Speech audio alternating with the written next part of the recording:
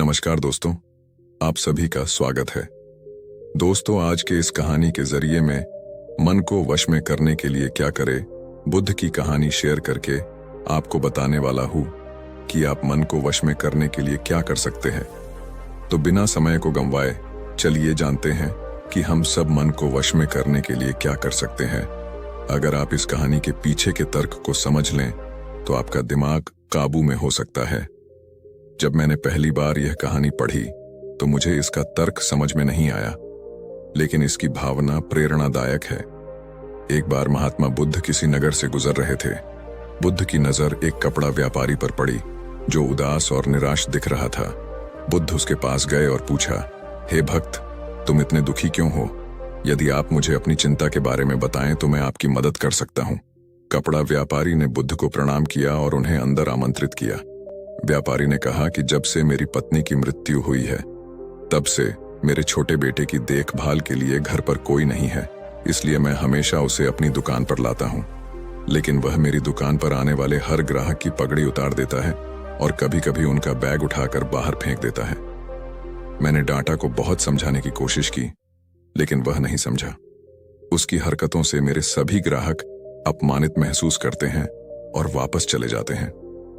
बुद्ध ने कहा, मैं तुम्हारी मदद कर सकता हूं, लेकिन तुम मुझसे वादा करो कि तुम मेरे किसी भी काम में हस्तक्षेप नहीं करोगे, न ही कोई सवाल पूछोगे।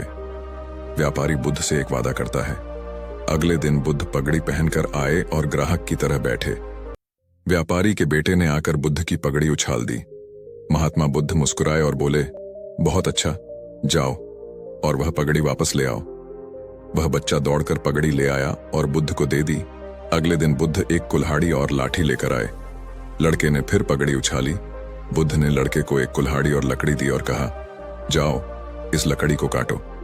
व्यापारी को थोड़ा डर था कि कहीं उसके बेटे को चोट न लग जाए, लेकिन उन्हें अपना वादा याद था। 7 दिनों तक महात्मा बुद्ध कोई न कोई नया काम लेकर आते और लड़के से करवाते। जल्द ही लड़का भूल गया कि उसे किसी की पगड़ी उछालनी है। व्यापारी बहुत खुश हुआ और बुद्ध को धन्यवाद दिया। मैं जानता हूं कि इस कहानी और मन के नियंत्रण के बीच कोई विशेष संबंध नहीं है, लेकिन पहले आप इस तर्क को समझ लें। यदि हम अपने मन को अपने अनुसार कार्य नहीं कराएंगे तो मन अपने अनुसार कार्य करेगा। यदि हम मन को अपनी इच्छानुसार नियंत्रित कर लें तो मन को नियंत्रित किया जा सकता है। मन 2 तरह से काम कर सकता है। पहला, मन अपनी इच्छानुसार काम कर सकता है, या दूसरा, हम मन से अपनी इच्छानुसार काम करा सकते हैं।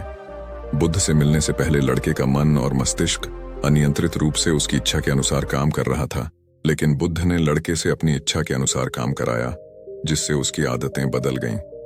दोस्तों, हम आशा करते हैं कि आपको बुद्ध की यह कहानी पसंद आई होगी। इस तरह के और वीडियो देखने के लिए हमारे चैनल को सब्सक्राइब जरूर करें। मिलते हैं किसी और वीडियो में। धन्यवाद।